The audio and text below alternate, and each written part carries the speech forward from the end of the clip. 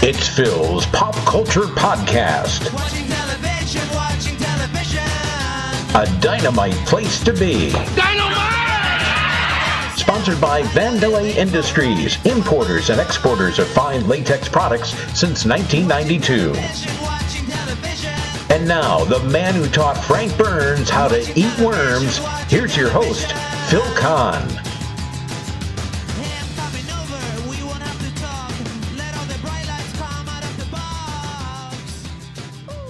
And thank you, John Meany, wherever you are.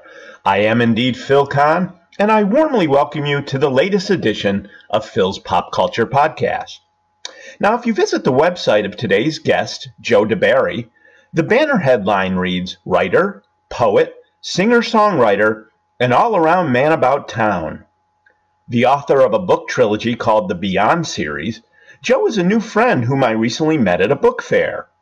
Now, from our chat that day, and in the interview you're about to hear, Joe quickly has proven that he is all of those things and much more. Let's listen together to our recent chat so you too can get to know this very special man about town. Hi, Joe. Thanks so much for being on the show today. Oh, thank you, Phil. It was a pleasure being here. And thank you so much for the opportunity to talk to you. I had such a great time. Oh, absolutely. Now, I have to share with the listeners that we met quite by chance in September at the Albany Book Fair at the University of Albany campus. Now, I just happen to love baseball, and I also love reading historical novels, especially about time travel.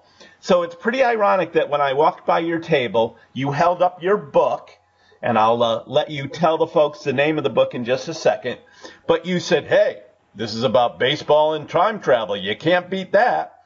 And I'm thinking, really? It's like this guy knows me. I was thinking of when Renee Zellweger said to Tom Cruise and Jerry Maguire, you had me at hello. I was thinking, you had me at baseball and time travel. And, of course, I had to come and buy the book and chat with you. And what a great way to meet somebody.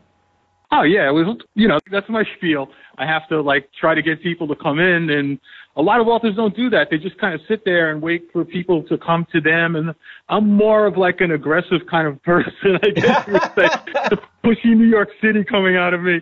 And, but, you can kind of size people up, and, I think you're wearing something that reminded me of a baseball a team or something, or we might have mentioned something about baseball. I said, well, have I got the book for you? Yeah. Yeah, you can't beat that. Have baseball and time travel. I was thinking about putting some recipes in the back of the book just to cover all the bases,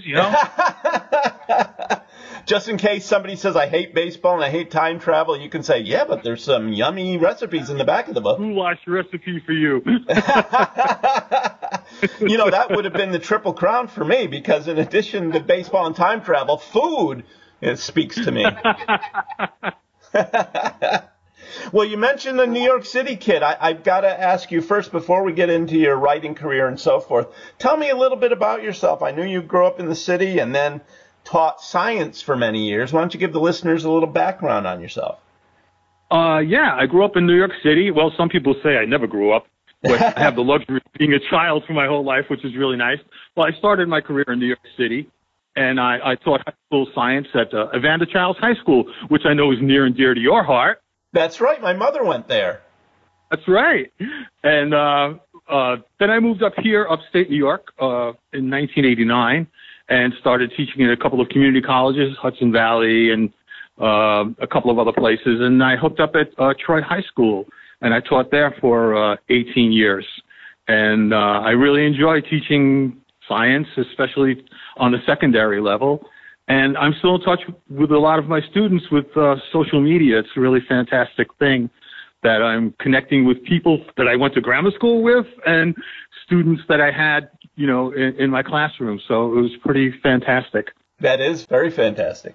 Yeah. Then I retired in 2010 after teaching for 26 years. Wow. And I've been doing whatever I want to do. I travel a little, I play some music, I write, and having a good time. I'm pretty fortunate. That's great. So what started you on the path? I know, and we'll talk more about your other writing endeavors, like I know you write poetry and you're a singer-songwriter, but I want to get into your authorship, if you will.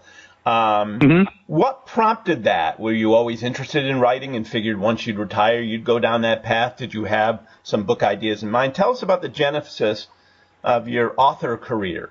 Well, I never thought I'd be writing. I was always taught I couldn't write, although I did write, scientific articles, and I helped write the New York State Regents exam in biology. It's called the Living Environment exam. Oh yeah, I read it. It was very exciting to read. A lot of people don't get the punchlines in that thing. I don't understand why. I'm sorry, I interrupted. Go on. No, actually, I started writing greeting cards for friends and relatives because I couldn't find a card to say the right thing. Oh. And my nephew told me, Uncle Joe, you should really try to get something published. And I said, all right. So I sent in a few poems to a couple of different periodicals, and they got picked up. And eventually I got into a writing class at the local library here, the Clifton Park Half Moon Library. Oh, okay. And they were writing all prose, and I was writing poetry, so they gave me their poetry to critique. And I had these baseball stories from playing baseball for 50 years or so. They were sitting on my desktop, and I started to write a baseball story. Now, like every great story, you need a strong female character, so I started to write the female lead. And Hope Elizabeth Feedy is the name of the character. Yep. She kind of took me to where we are today. The third book is actually going to be coming out in January, and I'm pretty excited about where she's taken me. Absolutely. It's pretty incredible. It really is. Well, let's share with the audience the first book, which I just finished reading a short time ago. The one I purchased from you at the book fair is Beyond Center Field, and you've dubbed the series the Beyond series because the second book, which you so graciously gave to me an autographed copy at the Chronicle Book Fair recently, is Beyond a Masterpiece. I know you'll have a third one coming out. But let's go with the first one, the one that caught my attention about baseball and time travel. Tell me about Beyond Center Field.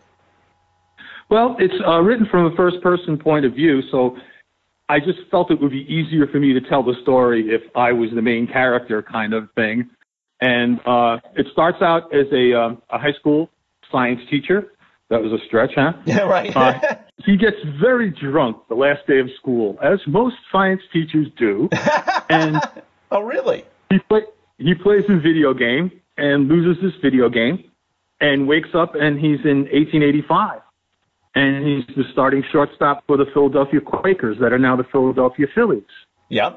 And during the first game, he looks up at the press box and notices this beautiful woman that he's attracted to in the press box, which is kind of a unique place for a woman to be in 1885. Yeah. And it turns out she's the first female sports reporter to actually follow a team around on the train and everything like that. So she's taking the road trips with the team. And the reason why she got the gig is her dad actually owns the newspaper in Philadelphia where their home teams play.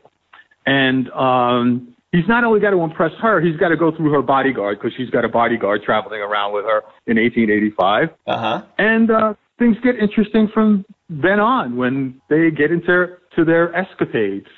Yes, and speaking of escapades, I must admit that I kind of blushed as I was reading through it. That on the back of your book, or somebody gave you an endorsement that says something like a cross between Field of Dreams but with a sexy twist. And I'm thinking, sexy twist? Man, that was like a 50 Shades of Grey twist. Wow.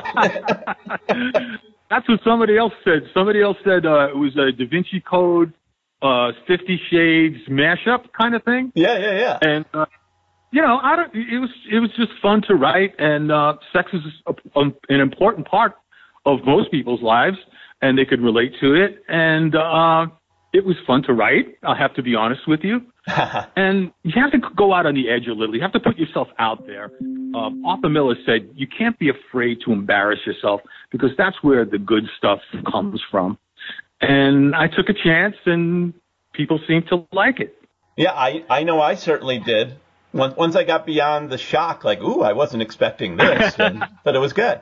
A lot of people told me they have learned things, which is my job as a teacher.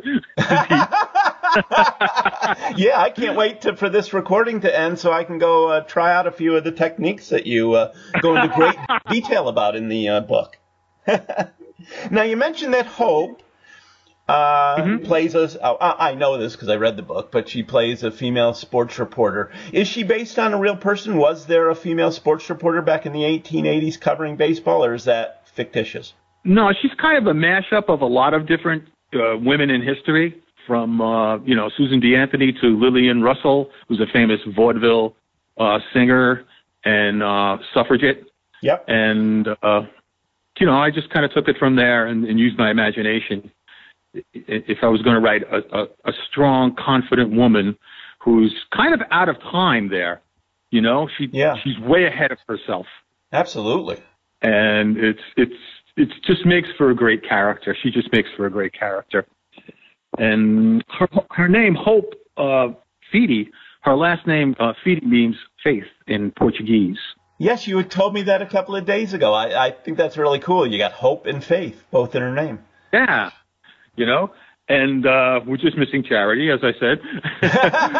Oh, but she gives a lot of charity to Joe Abel, who transforms to Smokey Joe Ryder, the 1885 Philadelphia Quaker shortstop, as you mentioned. Yeah, and Ryder's got a connotation, too.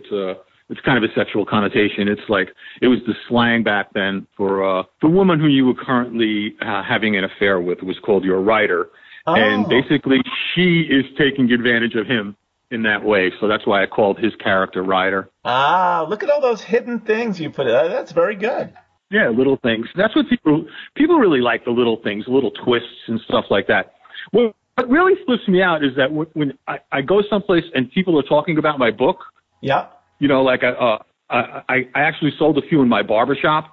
And I went in for a haircut about 2 months later, and they were talking about the book, and the barber was just laughing because he knew it was my book. Oh, that's great!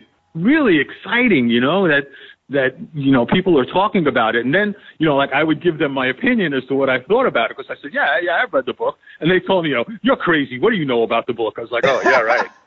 What do I know about the book?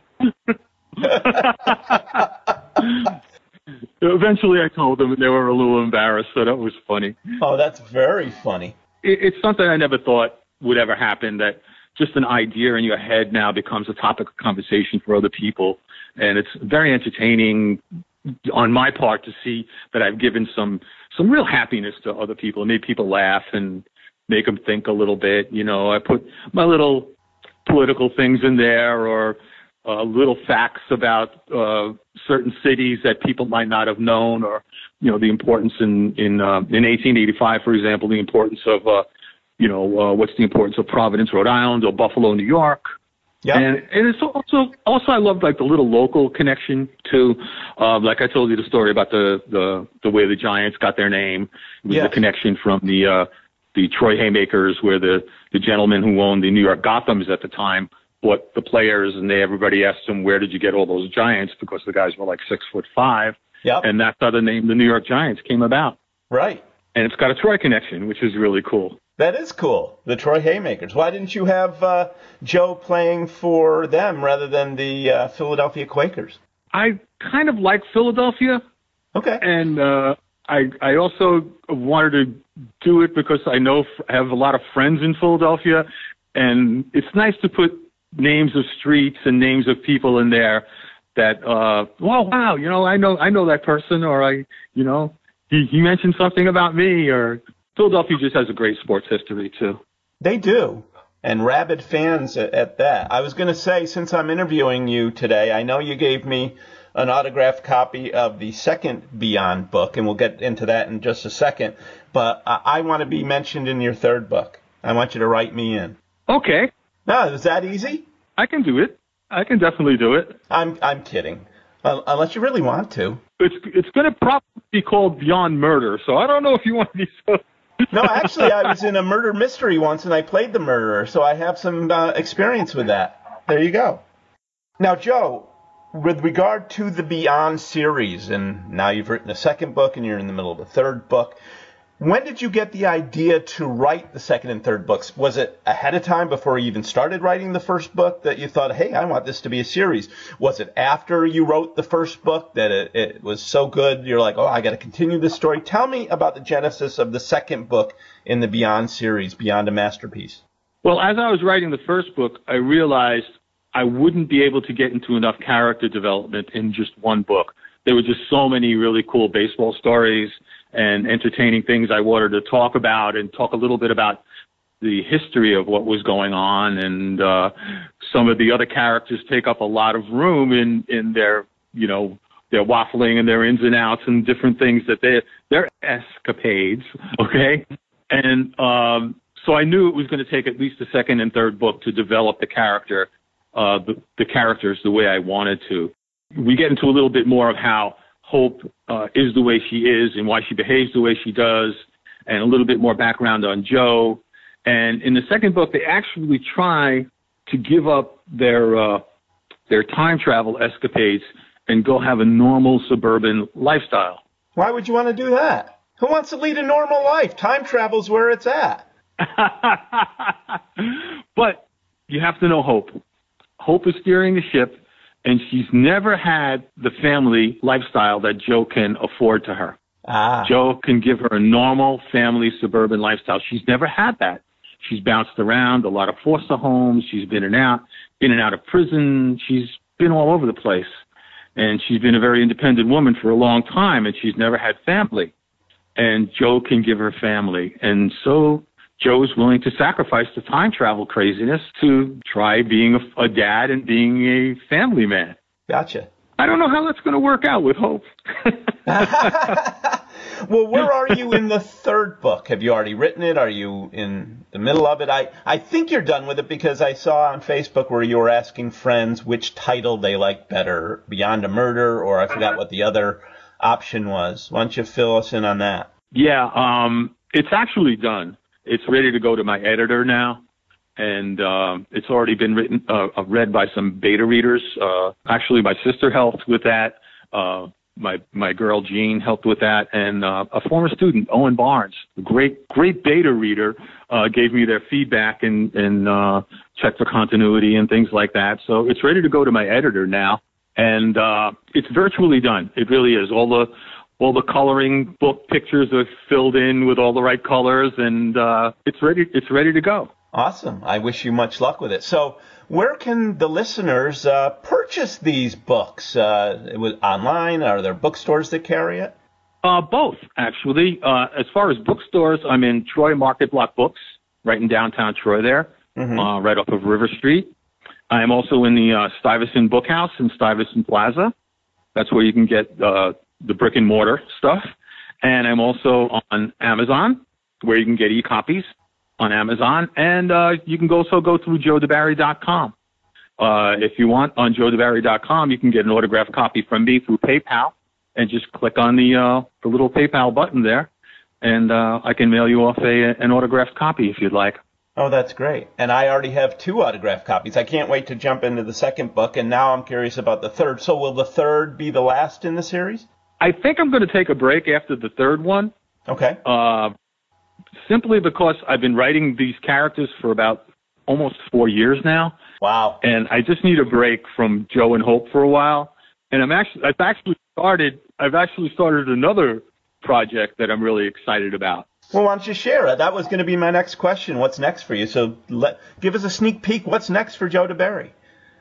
Again, it's another romance kind of thing. And it's called, right now the working title is A Bigger Mist. Okay. And the intro of the story tells the tale of the dad who's actually telling you the story. The dad of Jimmy, the main character, and dad is dead, actually. And he's telling us the story. Yeah. Oh, that's cool. Telling the story, watching over his son, Jimmy. Oh, I like that. A very interesting woman named Beretta, named after the gun. Yeah, I was going to say. She's a real pistol, I hear. Yeah, she is. Actually, the story goes, when her mom was pregnant, her aunt and her mom were going blueberry picking, and they came across a grizzly bear and her 2 cubs. Yeah. And the aunt scared them away with a Beretta and with a gun. And that's how she got her name, Beretta. Interesting. Very interesting. Oh, I look forward to hearing more about this new endeavor. That is great. It's a little different because it's written from the third person, so it's pretty exciting for me to do something a little different. And most people love the Beyond series from the first person. You know, I just put out a couple of feelers. So, you know, maybe with the second book I can do a little bit something different. No. Joe's got to tell the story. Joe's got to tell the story. Like, that's cool. You know, I'm all for that. You know, I can do that. So it's a refreshing change. It really is. And it's just a little bit of a different outlook. You don't have as many, like in first person, you have to be there for everything. Yep. The person who's telling the story kind of has to be there. I kind of get around that a little because he gets dreams and things like that where he sees things. But this is a little bit easier from that point of view, is that you can talk about all the different characters and two of the other characters can go off and have a conversation and, you know, the main character doesn't have to be there. So it's pretty cool. I like it.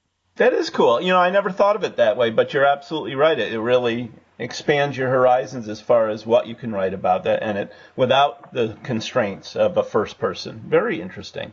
Now, you had mentioned joedibari.com. Of course, I've visited the site, and I encourage everybody to do so. And I do have a link on my website to that page. If you just visit the Support My Friends or Visit My Friends tab on my website, I have a link right there. But beyond, pardon the term, beyond your writing career and the books you've authored, it mentions, as I said earlier, your poetry and singer-songwriting career. Why don't you tell me a little bit about both of those? Just I've been playing music and singing and things like that for, well, actually, it started in grammar school. Yeah, I had a little bit of a stuttering problem when I was a kid, and my music teacher, Mrs. Mullally, said singing might help my stuttering, and it seems to have worked out. And I haven't had too much of a problem with that since I started singing. So I think they do that a lot with folks that have difficulty with speaking. And a lot of folks, they don't stutter when they sing, only when they speak. Isn't that interesting? Mm-hmm. The singing actually comes from a little bit of a different part of the brain than speaking does. Oh. That's why you hear people when they like if they have a heavy English accent, but if they sing, they kind of lose their accent. Yeah. So a lot of people do that. Oh. Because it just comes from a different part of the brain. And it helped me. It definitely helped me. And while we were at Troy High, another teacher, Mike Castles, and I ran an after-school program called Rock School, and that was way before the School of Rock thing. This was in the early 90s. Oh, I love that movie, by the way. We had quite a few really great musicians come out of there. We've given kids a lifelong gift that they can play music, and the camaraderie from playing with someone. It's like being on a sports team together. It's just a higher level of friendship when you can play music with someone or you can play a game with someone.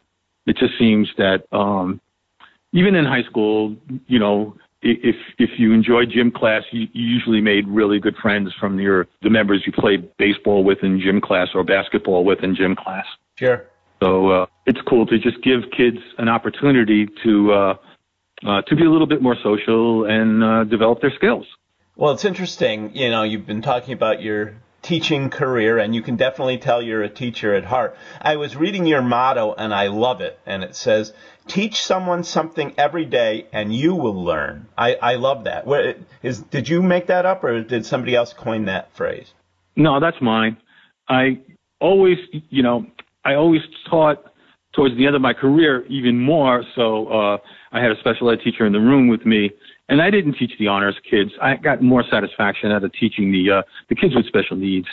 And people would ask me, how can you teach those kids? What can you learn from them?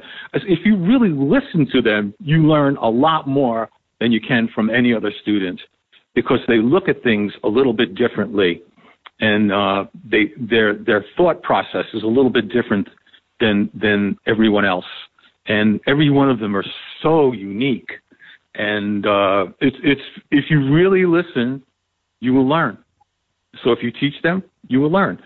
Besides, you have to really know a topic very well to be able to teach it. Mm-hmm. You can't teach it unless you really know it. And then when you get the feedback from the kid, you learn even more about it, because you can think about that topic in a completely different way that you never even considered before. Mm-hmm. I love that. I'm going to steal it. I'll give you credit, of course, but I'm going to steal that line. Sounds good. So what else do you have going on? What else is going on in the Joe Di Bari world? As if you're not doing enough with music and poetry and writing books, and you've got all this free time now that you're not teaching. What else is going on? Well, traveling a little. My girlfriend Jean has a house in Brant Lake, which is really fun. Ooh. It's a fun place to go. Yeah. And I have my cousin Bob lives down in Philadelphia, so I go down there and play music with him and visit down in Philly. And got a whirlwind trip planned for this winter. We're going to go and spend some time in Austin, Texas, where I'm going to do some appearances and play some music down there and sell some books and do some writing things, and it should be very cool. And then eventually we plan on taking a trip to Europe. Oh, nice. Seeing some of the places that I wrote about in the second book. A lot of people ask me, in the second book, it's kind of a whirlwind tour of Europe, because after they get married, they go on a honeymoon to Europe. They start in Lake Como in Italy, and they go to Switzerland, and they go through Spain, and they go to all these art museums, and that's why it's called a masterpiece. And people have told me, wow, you really wrote about that city very well. Have you ever been there? I was like, no, really, I haven't been there. And they go, wow, because that's exactly what it looked like. I lived there for like 6 months, and the way you described Lake Como was exactly the way it is. Isn't that interesting? Well, how did you learn so much about them if you've never been there? Oh, just, net searches, imagination. I mean, living in this part of the country, it kind of looks like just about anywhere in the world. I mean, I put up pictures on Facebook about, Lake George or Brant Lake or Lake Pleasant. And my friends in California ask me, are you in Switzerland now? Are you in Germany now? Where are you? And you tell them New York, and they flip out, because a lot of them only think New York is Manhattan. And there's just so much more to our state and so much more of this beautiful part of the world. I've been around, and I decided to live here. Isn't that amazing? Well, I really appreciate your time today. I wish you the best of luck with the third book in the series. I can't wait to read the second book in the series. And once again, listeners, if you want to learn more about Joe or you want to buy the book, go to joedibari.com. It's JOEDIBARI.com. Did I get that right, Joe? Yeah, my name actually means of. Di means of in Italian, and Bari is a little town. It's a port in southern Italy. If you look at the boot, the map of Italy, yeah. It's on the heel. It's on the heel of the boot, and it's actually the patron saint of Bari is Saint Nicholas, Santa Claus. So my hometown in Italy, where my family had come from before they immigrated to the United States, is the hometown of Santa Claus. Oh, that is great. That is cool. Yeah. That's a very cool little anecdote. Thanks for sharing that. Sure. Well, once again, I'd like to thank you so much for being on the program. This was a lot of fun, and you're my new buddy. It was serendipitous, and I was so happy that I had a chance to meet you at the Albany Book Fair and run into you again and interview you. I think this is the start of a beautiful friendship, as Humphrey Bogart once said. Thank you, Phil. I'd like to thank today's guest, writer, poet, and singer-songwriter Joe Di Bari. Joe, as a man about town, I'm thrilled you had a chance to come visit my little neck of the woods for a really fun chat. Best wishes to you, my new friend. Watching television. We hope you've had a dynamite time listening to this edition of Phil's Pop Culture Podcast. Join us again next time for another stroll down memory lane. Until then, let's be careful out there.